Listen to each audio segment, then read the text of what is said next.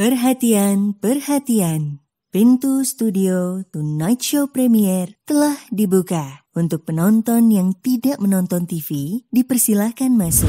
Jadi ilmu perlu, tapi ya perlu pakai hati lah yang penting. Karena hati hanya bisa disentuh dengan hati.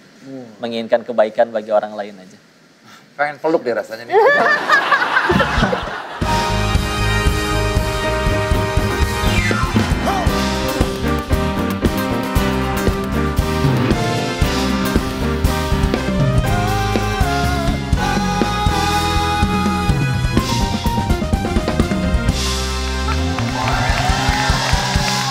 Selamat datang di Tonight Show Premier.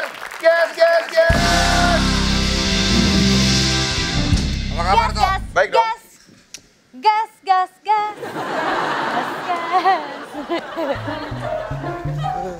Ih, Don't touch me. Ding. Terus. Enggak pulang dong. Ini masih ada satu lagi nih kita nih. Darto, gue nanya, lu udah mulai nyaman di Tonight Show Premier? Ya oke lah. Kita enggak, Tok. Tapi ya gimana Gue lagi? ya karena kan Vincent ngomongin gue, Tok, tolongin lah gantiin gue bentar. Karena gue lagi berhalangan nih. Lagi ada Jadi, urusan. karena gue kan best friend banget sama Vincent. bantuin lah. Tapi kita Bantuin. makasih loh Kak Dato bantuin kita. Ya kalau nggak ada gue, apa jadinya acara ini? Jalan? Iya sih. Oke, bener.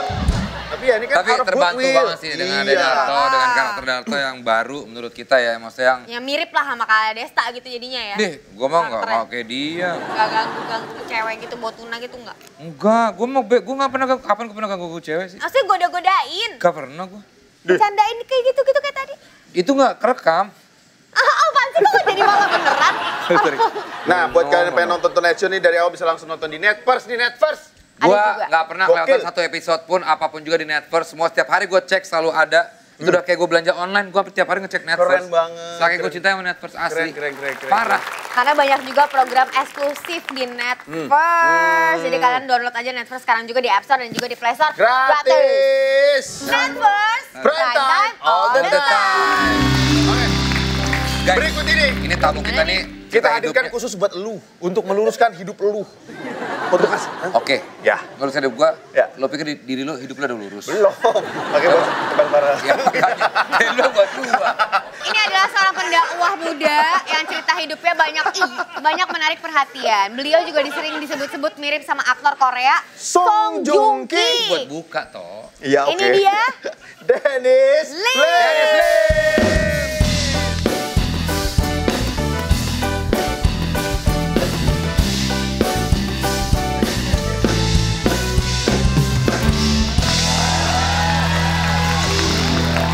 Silakan. Wow. Keren Akrab banget disapa nih. Kohlim. Ko Kohlim. Dennis ya. Kohlim. sih. Kolim. Ko Dennis. Banyak yang mengira Dennis ini mualaf. Padahal enggak ya?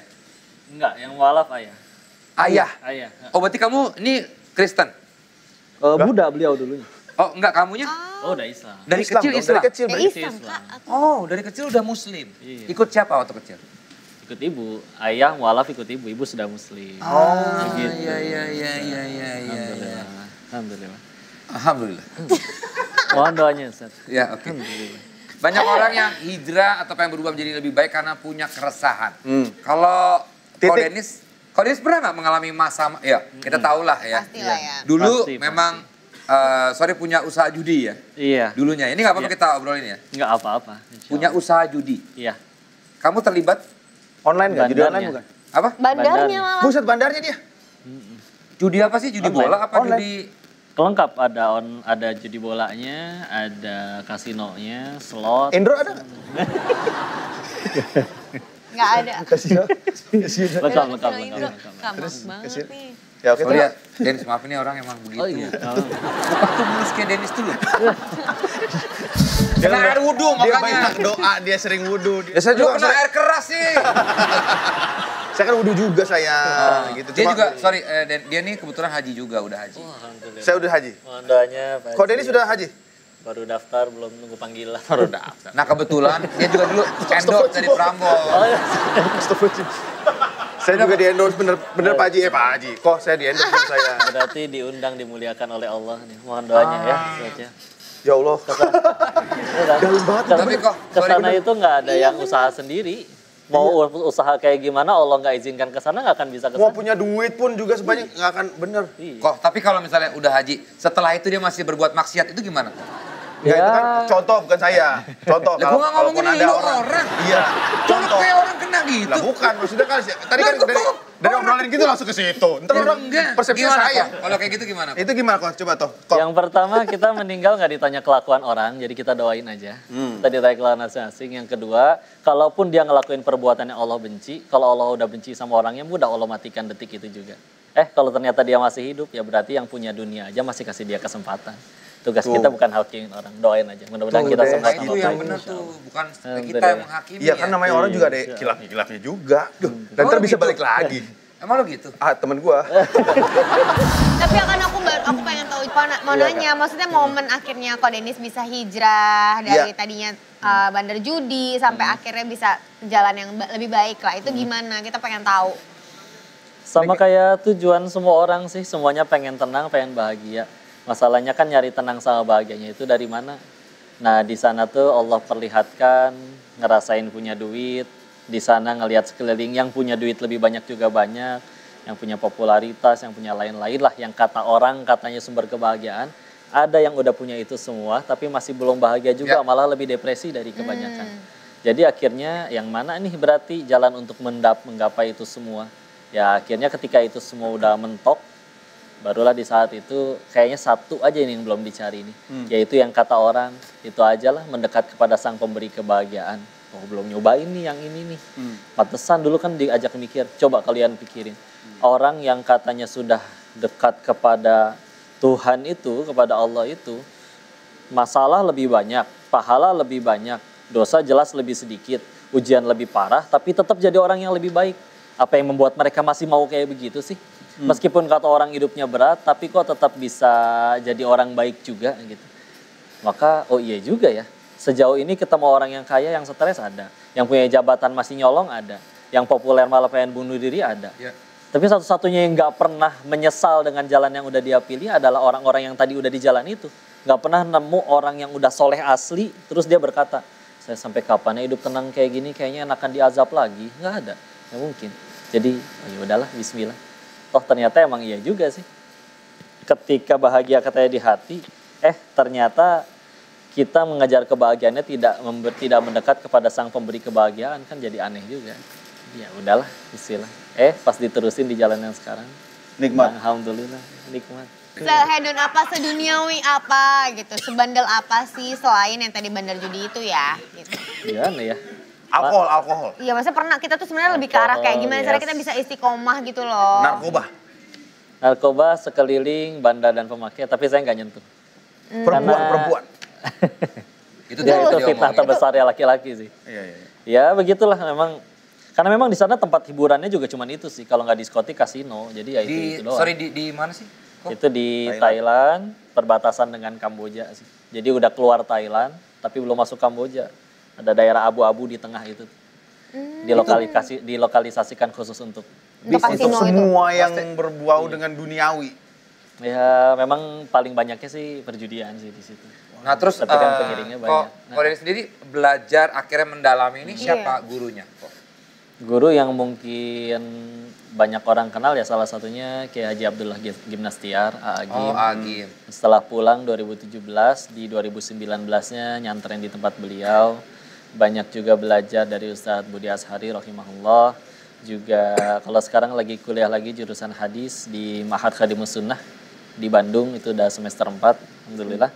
Dan yang juga paling besar jasanya Kiai Haji Ustadz Ahmad Fatur Rahman rahimahullah di Bogor. Tapi kan banyaknya fenomena juga. Teman-temannya Kadesta semua ya insya Allah. Iya? Teman-temannya Kadesta semua. Iya, dekat banget. Selalu ikut pengajian mereka ya, beliau itu ya, Desta ya. Parah banget. Selalu di depan dia nih, di depan. Darto pernah ditendang mukanya nggak? Saya diam dulu nggak, saya mau ngomong.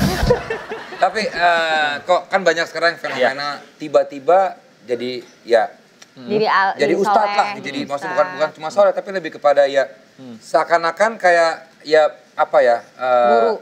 Ya kan banyak yang bilang tiba-tiba ustadz lah gitu. Itu sebenarnya gimana sih? Tiba-tiba ustadz. Kok? Iya kan ya, makanya kalau kita lihat dipakai bahasa Indonesia sih memang ustadz itu sesederhana guru ngaji. Ya. Jadi misalkan dia mengajarkan ini huruf alif, ini ba, ini ta, udah guru ngaji. Udah itu ustadz kan. itu. Ya, meskipun kadang di sekolah Islami padahal di situ dianya ngajar biologi misalkan. Tetap dipanggil ustadz. Walaupun ya kalau di Timur Tengah itu udah kudu sekolah tinggi di bidang agama baru disebutkan ustadz. Makanya sekaligus juga meluruskan ya panggilan dari orang aja sih itu mah. Tinggal kitanya jangan ngaku-ngaku, aslinya juga ini mah cuman hamba Allah yang banyak dosanya. Ya. Masih lagi nyantri. Kalau orang manggil kayak gitu ya mungkin itu mereka etikat baik mendoakan, tapi aslinya mah nggak pantas. Yang di Thailand aja dosanya banyak begitu belum diampuni.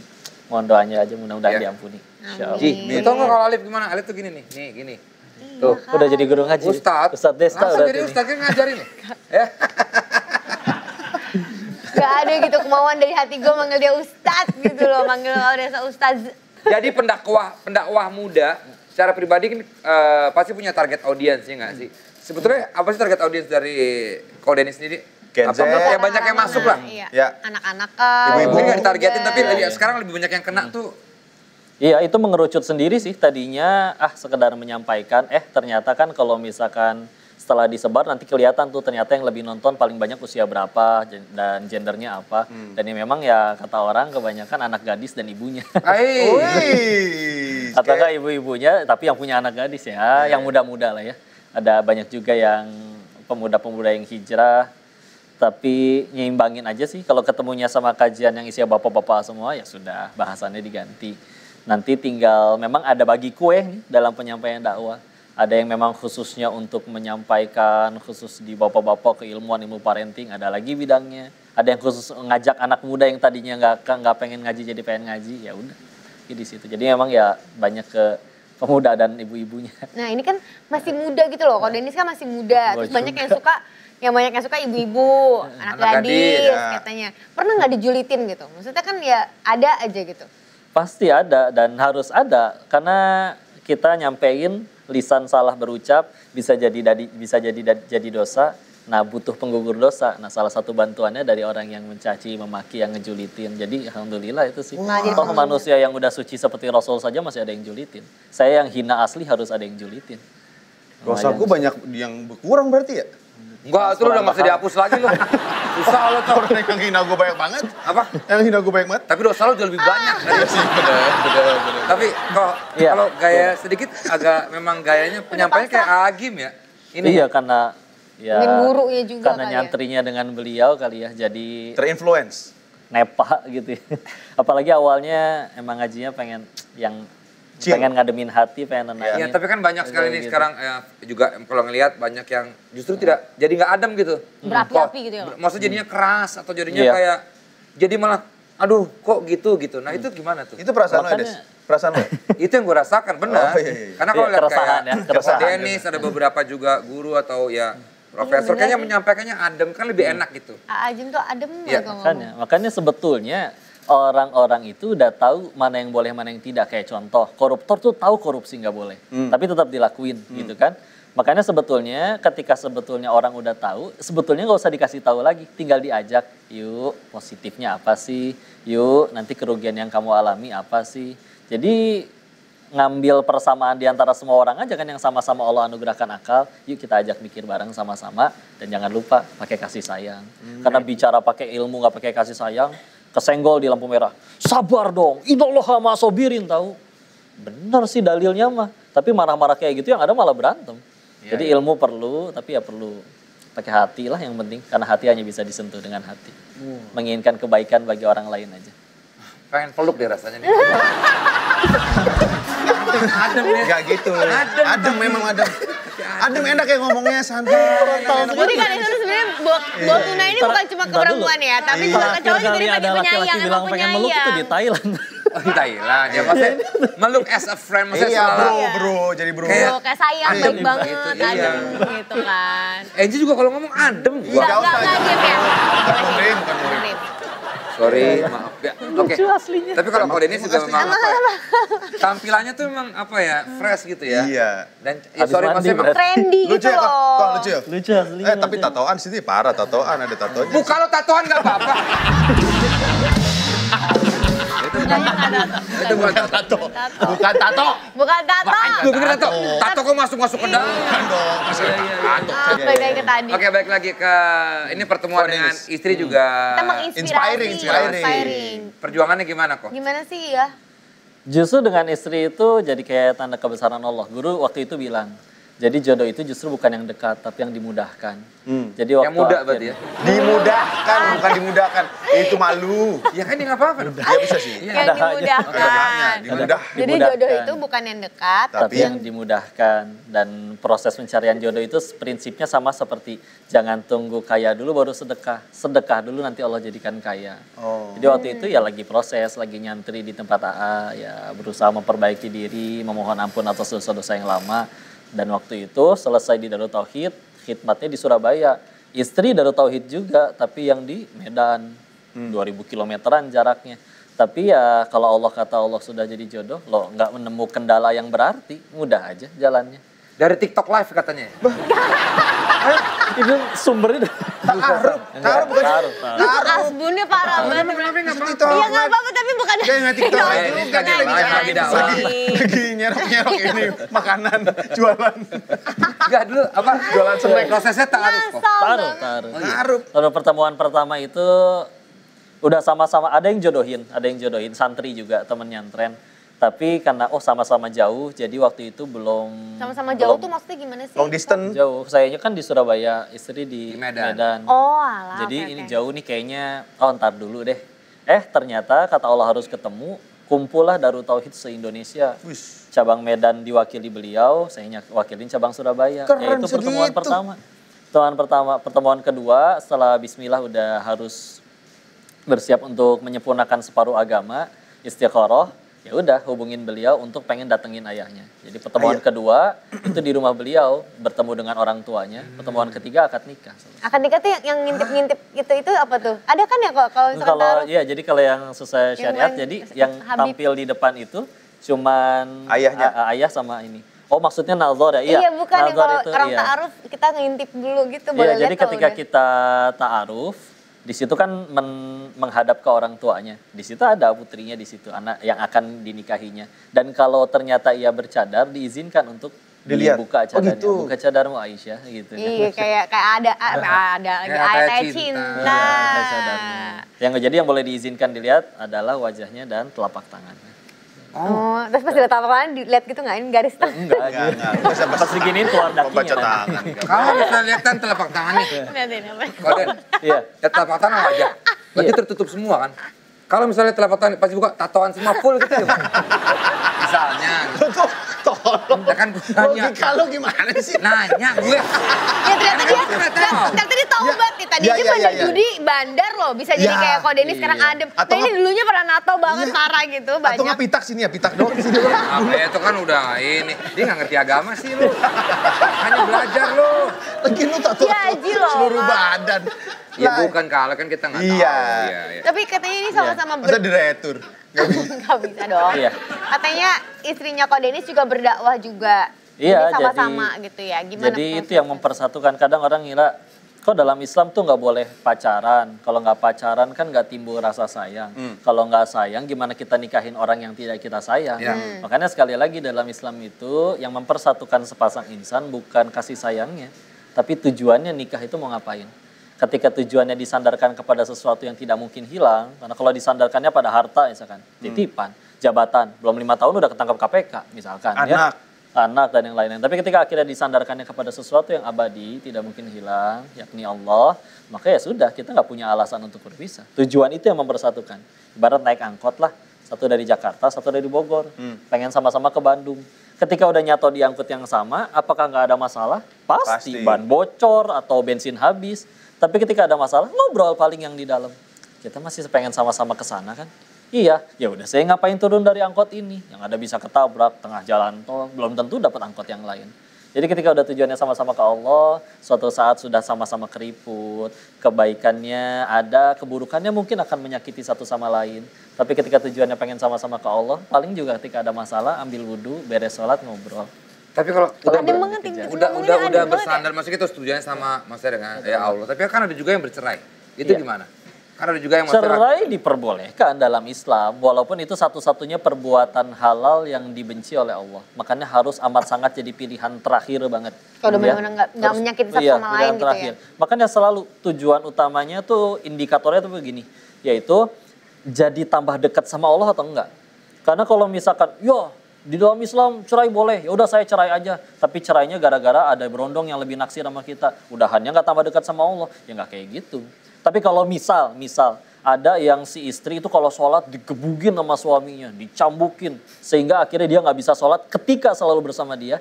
Cerainya dengan tujuan aku ingin tambah dekat kepada dirimu ya Allah. Kalau karena itu ya sudah, mau nggak mau gimana lagi.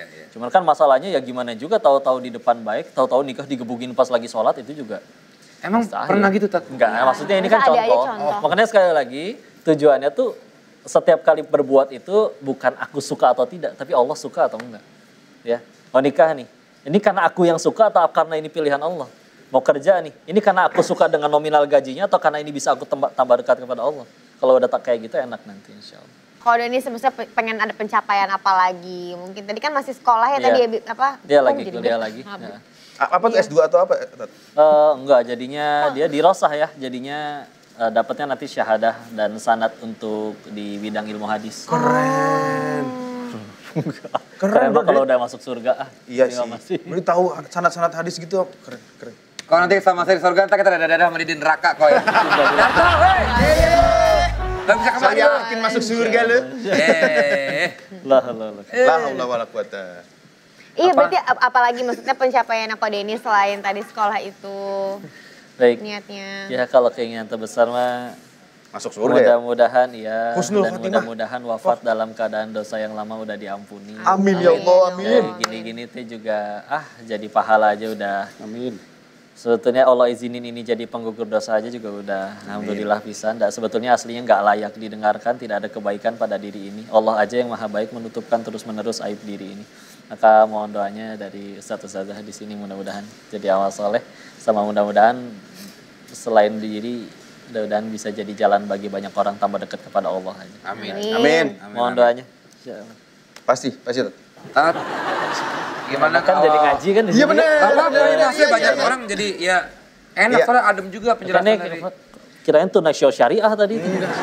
Desta ini kan mulai next week kita udah ganti tunai show syariah. Oke, siap. Ya. Kemarin bulan puasa ada Habib kita di sini. Iya. Main game sama Kak Desta. Iya. Berantem aja kerjanya. Dan Desta ini kan punya rumah baru, Iya. gede luas. Dia mau bikin pengajian tiap hari Minggu, Tat. Kajian.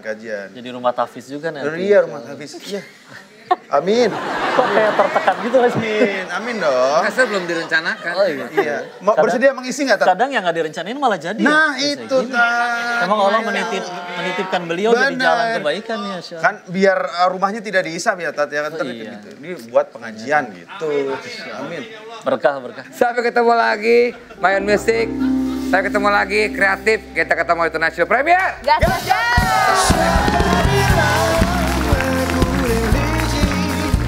Harus